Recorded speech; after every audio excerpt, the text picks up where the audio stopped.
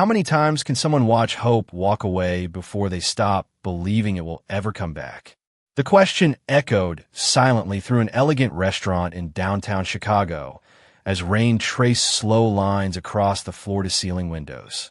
Soft piano music drifted through the room, while conversations blended into a quiet hum beneath golden chandeliers. Yet none of it seemed to reach the woman sitting alone at a candlelit table for two.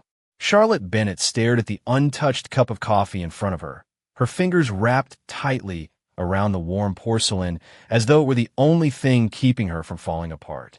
Her carefully chosen ivory suit looked flawless. Her blonde hair rested perfectly on her shoulders, and every detail reflected the confidence of one of America's youngest billionaire chief executive officers. Yet tears shimmered in her blue eyes with a sadness no amount of success could hide.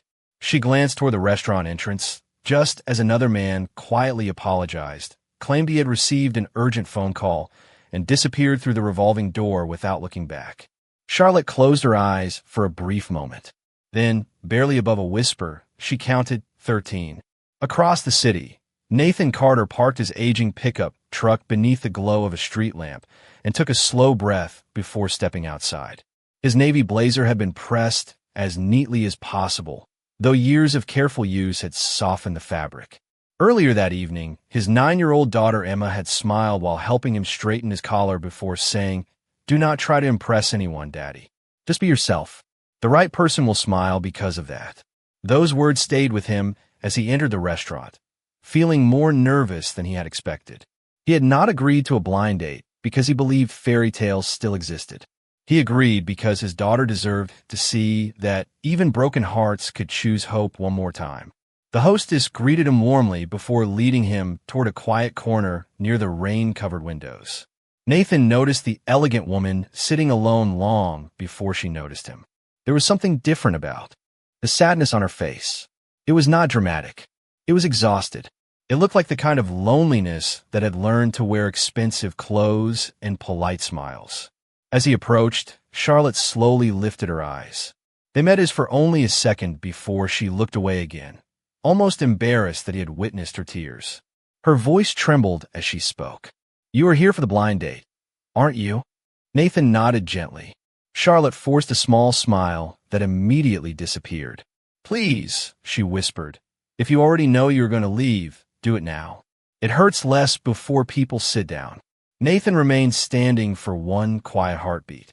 The restaurant around them faded into distant background noise as rain tapped softly against the windows and candlelight flickered between them. Then, without hesitation, he pulled out the empty chair and calmly sat across from her. He did not ask why she was crying.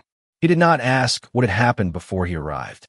He simply offered a warm smile shaped by years of quiet perseverance. "I did not come here to meet a title," he said softly. "I came here to meet a person.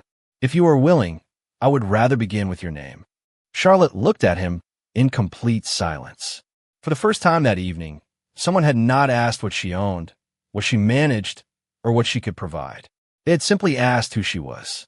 In that ordinary moment, beneath the gentle sound of spring rain and the glow of a single candle, something inside her fragile heart dared to believe that perhaps the night was not ending after all.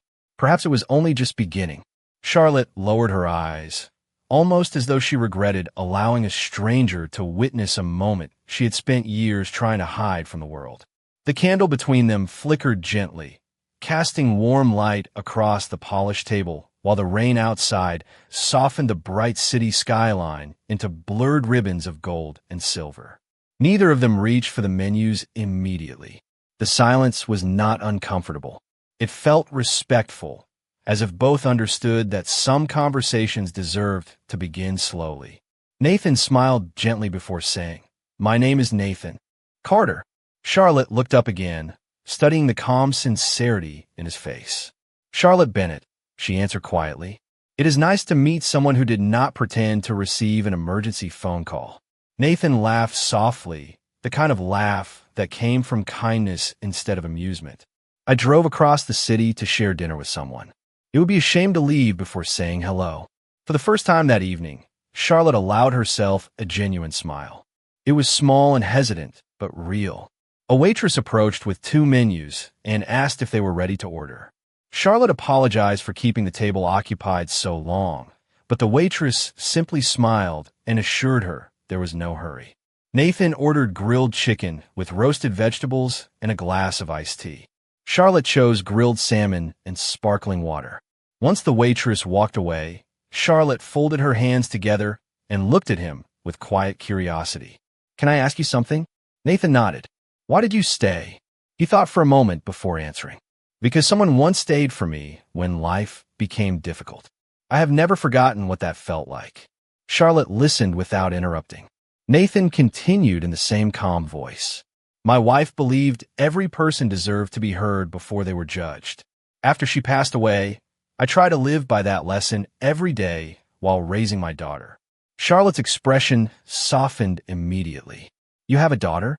"Emma," Nathan replied with unmistakable pride. "She is 9 years old.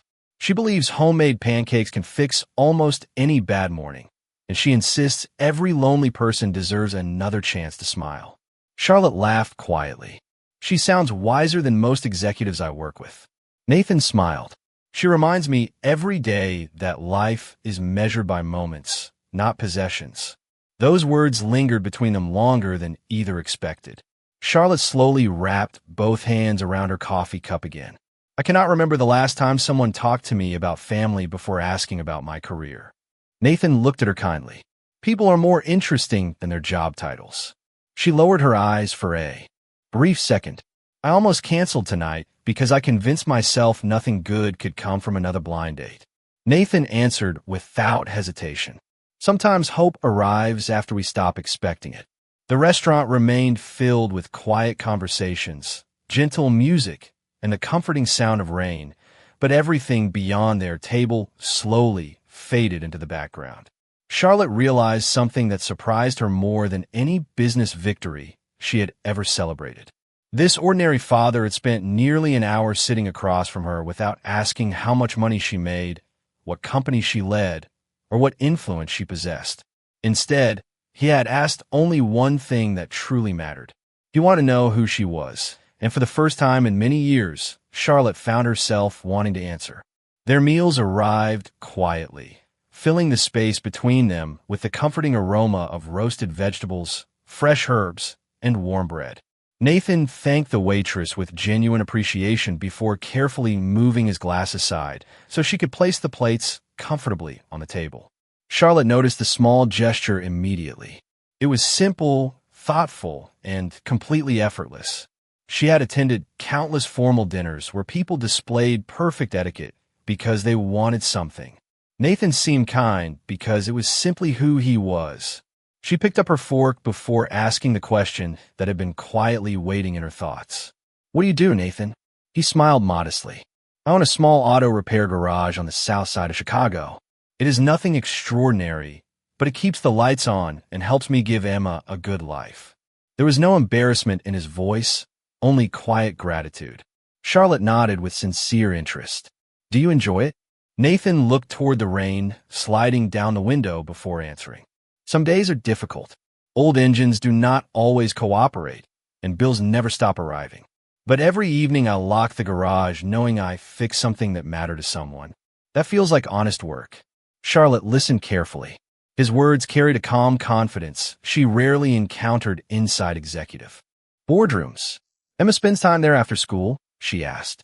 Nathan's face brightened instantly. "Almost every afternoon. She has a little table in the office where she finishes her homework while I work. Sometimes she names the old cars. Last month, she called a rusty pickup truck Henry because she said it looked tired but still wanted to help people." Charlotte laughed softly. "I think I would like your daughter." "Most people do," Nathan replied with a smile. "She reminds us to notice small blessings." Their conversation flowed naturally, untouched by awkwardness or expectation. Charlotte realized nearly an hour had passed without anyone mentioning business, investments, or social status. For the first time in years, she felt as though she were simply another woman sharing dinner instead of someone carrying the weight of an international corporation. She slowly lowered her fork and took a steady breath. "Can I tell you something I have never told anyone on a first date?" Nathan nodded without hesitation. Of course. Charlotte looked down at the candlelight dancing across the polished table. Success is a strange companion. It gives you access to almost everything except certainty. I never know whether people are interested in me or in the life they imagine I can provide. Nathan remained silent, giving her room to continue.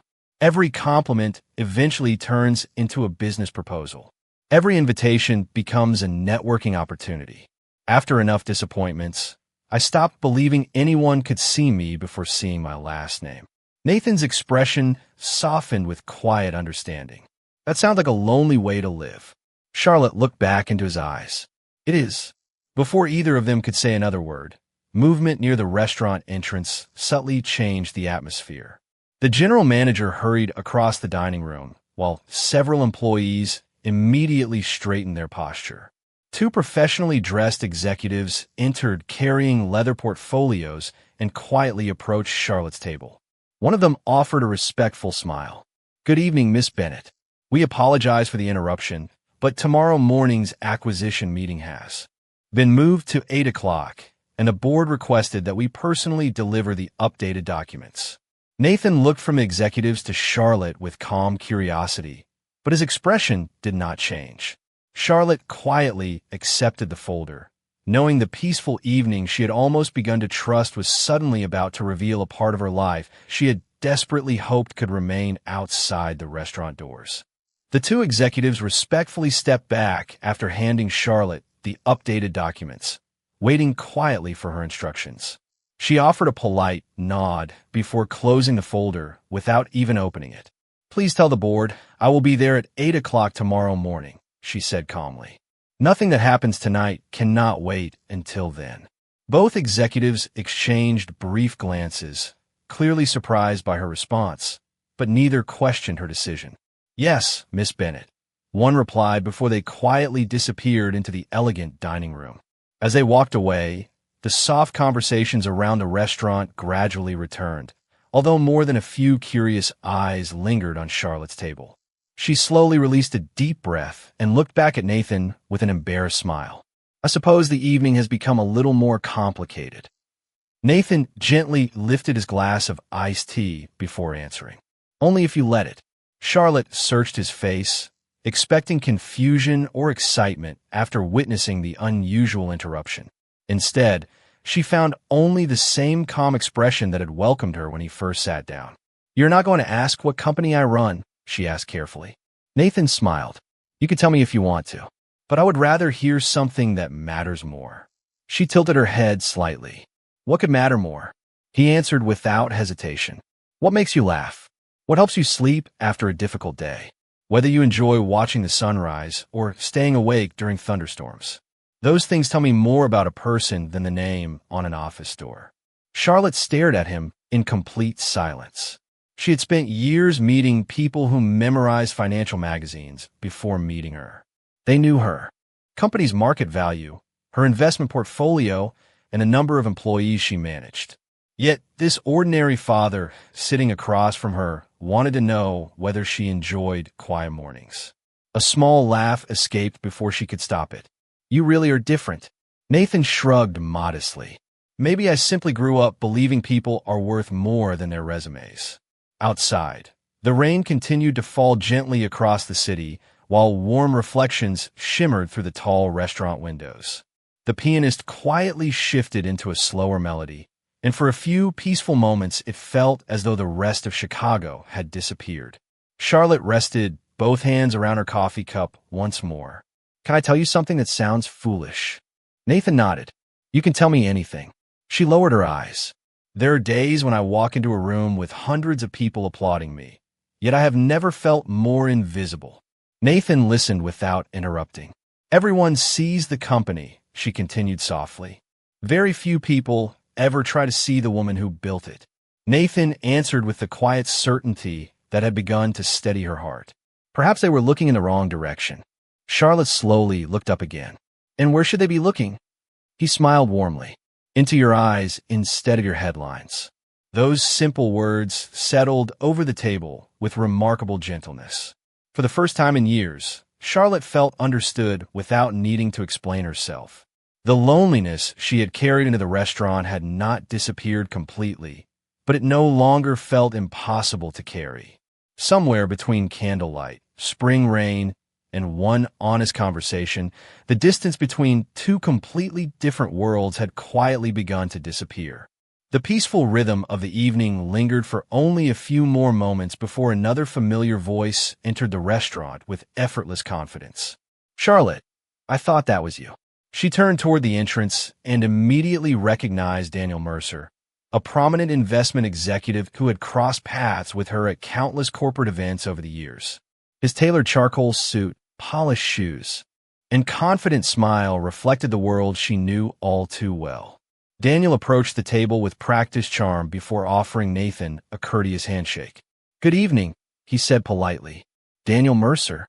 Nathan stood and accepted the handshake with calm respect. "Nathan Carter, nice to meet you." Daniel smiled pleasantly, but his eyes briefly settled on Nathan's worn blazer and calloused hands before returning to Charlotte. "I was surprised to hear you accepted another blind date," he remarked. "I assumed your schedule had become too valuable for evenings like this." Charlotte answered evenly. "Some opportunities cannot be measured by calendar." Daniel chuckled softly before looking back at Nathan. "So what line of work are you in?" "I own a neighborhood auto repair garage," Nathan replied. "Most of my days are spent fixing engines and making sure my daughter has everything she needs." Daniel nodded politely. "That is honest work." After a brief pause, he added with careful diplomacy, "It is simply a very different world from Charlotte's." Nathan smiled without the slightest hint of offense. Different worlds sometimes have the most interesting conversations. Charlotte quietly watched both men. She knew Daniel well enough to recognize what remained unspoken. He was not trying to insult Nathan openly. He simply could not understand why someone with Charlotte's influence would choose to spend an evening with an ordinary mechanic. Daniel glanced toward the folder resting beside Charlotte's plate. "Tomorrow's acquisition will probably be one of the largest deals this year. The financial networks have been talking about almost nothing else." Nathan looked at Charlotte, then back at Daniel. "I hope everything goes well for her." Daniel raised an eyebrow. "You already know who she is?" Nathan nodded calmly. "I know enough." "And that does not change anything?" Daniel asked. Nathan answered with complete sincerity. "It changes her responsibilities. It does not change her character." Charlotte lowered her eyes for a brief moment. No one had ever answered that question so simply. Daniel leaned one hand against the empty chair beside the table. Most people would consider an introduction like this a once-in-a-lifetime opportunity. Nathan smiled warmly.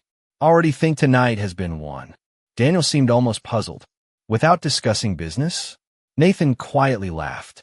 "The best conversations I have ever had usually had nothing to do with business." Charlotte reached into her handbag and carefully removed an elegant ivory business card embossed with the Bennett Dynamics logo. She gently placed it on the table between them. "Nathan," she said softly, "if you ever need help, or if Emma ever needs anything, you can call me directly." Nathan looked at the card for several thoughtful seconds before picking it up with quiet respect. Charlotte felt her heart tighten, believing the evening had finally become like every other encounter she had experienced. Instead, Nathan stood, walked around the table, and gently placed the card back in her hand. "Thank you," he said with genuine gratitude. "But if we ever meet again, I hope it is because you wanted another conversation, not because you felt you owed me anything." Charlotte looked down at the card resting in her palm, while the restaurant around them seemed to fall completely silent. In that ordinary gesture, Nathan had given her something wealth never could. He had chosen her dignity over her fortune. For several long seconds, no one spoke. Daniel looked from Charlotte to Nathan as though he expected the quiet mechanic to change his mind the moment he realized what he had politely refused. Instead, Nathan simply smiled, slipped his worn leather wallet from his pocket, and placed enough cash beneath the edge of his dinner plate to cover his meal, along with a generous tip for the waitress who had treated them with kindness throughout the evening. Charlotte watched every small movement with growing disbelief. There was no hesitation, no calculation, and no hidden expectation behind anything he did. He stood, slipped on his old navy blazer, and looked at her with the same gentle expression that had greeted her when he first arrived. "Thank you for sharing your evening with me," he said warmly. "It has been a long time since I enjoyed a conversation this much." Charlotte slowly rose from her chair. "You are leaving already?" she asked, unable to hide the disappointment in her voice. Nathan nodded apologetically. "Emma has a science presentation tomorrow morning, and I promised I would help her practice before school. She gets nervous speaking in front of her class, so we rehearse together every night before something important." Charlotte smiled softly. "You never break your promises to her, do you?" Nathan's eyes brightened with quiet pride. "She has already lost one parent. I never want her to wonder whether she can depend on the one she still has." His words settled gently over the table. Daniel looked away for a brief moment, suddenly realizing the conversation had moved into a place where wealth offered no advantage. Charlotte searched Nathan's face, hoping to find some reason for him to stay a little longer. "Will I see you again?" she asked almost instinctively. Nathan glanced toward the rain-covered windows where the storm had begun to ease and the city lights shimmered across the wet streets. "Life surprises people when they least expect it," he answered quietly. "If we meet again, I hope it is because life wanted us to, not because either of us forced the moment." Charlotte lowered her eyes, fighting the strange feeling that she was about to lose something precious after knowing it for only a few hours. Nathan offered Daniel a respectful handshake before turning back toward Charlotte one last time. "Take care of yourself," he said gently. "Do not let the world convince you that your value begins with your success. The people worth keeping will always look deeper than that." With those words, he walked calmly toward the restaurant entrance. The hostess opened the door, and cool spring air drifted inside, carrying the clean scent of fresh rain. Nathan climbed into his aging pickup truck and quietly drove away beneath the glowing streetlights, already thinking about Emma waiting for him at home with her notebook and nervous smile. Charlotte remained standing beside the table long after his taillights disappeared into the distance. She had spent years believing every man who approached her wanted access to her. Fortune, her influence, or her company. Nathan had wanted none of those things. He had come looking for a meaningful conversation and had left with nothing more than a sincere memory. Daniel finally broke the silence. "Charlotte, I have never seen anyone walk away from an opportunity like this." She looked down at the business card still resting in her hand before closing her fingers around it. A quiet tear escaped despite the smile slowly appearing on her face. "You are wrong," she whispered. "He did not walk away from an opportunity. He walked toward the life that mattered most to him. And somehow, that is exactly why I cannot stop thinking about him." The following morning arrived wrapped in gentle sunshine and the comforting rhythm of ordinary life. While downtown Chicago filled with executives hurrying toward glass towers and conference rooms, Nathan stood in his small kitchen flipping blueberry pancakes, just as he had promised. Emma sat at the table wearing her favorite yellow sweater, carefully practicing her science presentation while occasionally glancing toward her father for encouragement. "Do you think I will forget my words?" she asked nervously. Nathan placed another pancake on her plate before smiling. "You already know everything you need to say. Just imagine you were explaining it to me in the garage." Emma laughed. "That always works." After breakfast, Nathan drove her to school, wished her good luck, and headed toward his neighborhood auto repair garage where another ordinary workday waited. Across the city, Charlotte sat at the head of a polished conference table surrounded by attorneys, financial analysts, and board members discussing a multi-billion-dollar acquisition. Financial projections covered enormous display screens while executives confidently debated contracts, deadlines, and shareholder expectations. Charlotte listened politely, but her thoughts drifted somewhere entirely different. She remembered Nathan talking about pancakes before school, as though they were the most important meeting in the world. She remembered the way he had looked at her without ever seeing her wealth first. For the first time in many years, the numbers filling the conference room seemed strangely hollow. When the meeting finally ended, Daniel approached quietly with a stack of documents. You have interviews scheduled with 2 financial news networks this afternoon, he reminded her. Charlotte looked toward the city skyline outside the glass walls before answering. Please cancel them. Daniel blinked with surprise. Both of them? She nodded. Yes, I have somewhere more important to be. Less than an hour later, Charlotte drove alone through quiet residential streets in a simple blue sedan instead of her usual company vehicle. She had left her security team behind for the afternoon because she wanted this visit to feel genuine. After asking a local shop owner for directions, she finally arrived outside Carter Auto Repair. The building was smaller than she had imagined, with weathered brick walls, a faded wooden sign above the entrance, and 2 service bays standing open beneath the bright spring sky. The familiar scent of motor oil mixed with fresh grass carried gently through the neighborhood, while the sound of tools echoed from inside the garage. Nathan was leaning beneath the hood of an aging pickup truck when he noticed a shadow pause near the entrance. He straightened slowly, wiped his hands with a clean shop towel, and smiled with unmistakable surprise. Charlotte, he said warmly, I was not expecting to see you again so soon. She held up a small paper bakery bag with an almost shy smile. I remembered someone telling me that pancakes make difficult mornings better. I thought fresh cinnamon rolls might help make an ordinary afternoon even better. Nathan laughed softly. I think Emma would completely approve of that idea. Almost on cue, Emma stepped out of the small office carrying a notebook and a box of colored pencils. She looked curiously at Charlotte before turning to her father. Daddy, she whispered with a hopeful smile, is this the nice lady who made you smile last night? Nathan felt his cheeks warm slightly, but Charlotte could not help laughing. She knelt to Emma's height and gently offered her the bakery bag. I hope I am, she answered kindly.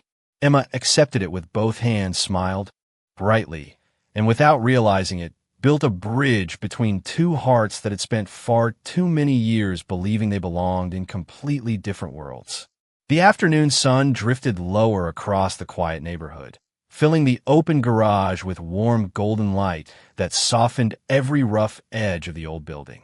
Charlotte sat on a weathered wooden bench while Emma eagerly unpacked the cinnamon rolls onto a small paper plate she found inside the office.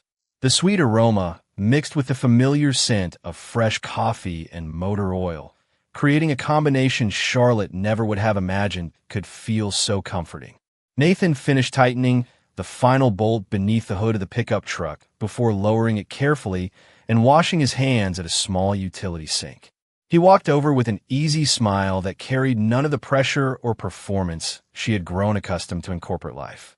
I hope you're not disappointed, he said quietly. This place is not exactly a luxury office.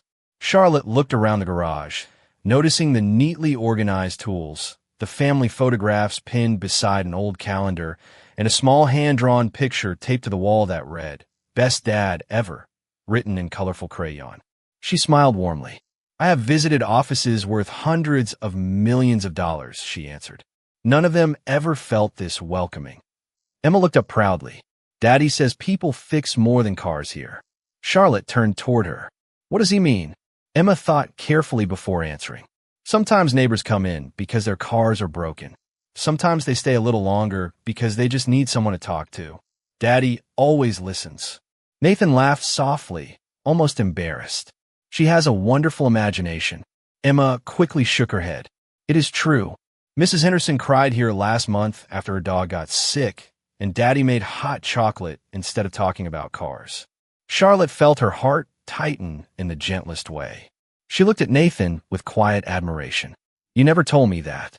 He shrugged modestly. People remember kindness when life becomes difficult. I try not to give them another reason to feel alone. The words settled peacefully over the garage. Outside, children rode bicycles along the sidewalk while neighbors waved as they passed the open service bays. Everything about the afternoon felt ordinary. Yet to Charlotte, it seemed more extraordinary than any gala she had attended. Her phone suddenly vibrated inside her handbag. She glanced at the screen, where several messages from board members and assistants waited for immediate replies. Without even opening them, she silenced the phone and slipped it back into her bag. Nathan noticed the gesture, but said nothing. He understood that some decisions deserved quiet respect rather than praise. Emma carefully broke one cinnamon roll into 3 equal pieces and handed one piece to each of them.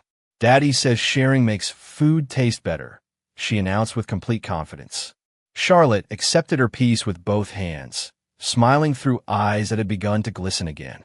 "Your father is a very wise man." Emma grinned. "He says he learns from me every day." Nathan laughed. "That part is completely true." Charlotte looked from the little girl to the father beside her and slowly realized something she had never found despite years of remarkable success. There was no competition inside this small garage. No one cared about titles, stock prices, or expensive accomplishments. There was only honesty, quiet laughter, and the comforting certainty that every person sitting together mattered simply because they were present. For the first time in longer than she could remember, Charlotte no longer felt like the woman responsible for an empire. She simply felt like someone who had finally found a place where her heart could rest without pretending to be anyone else.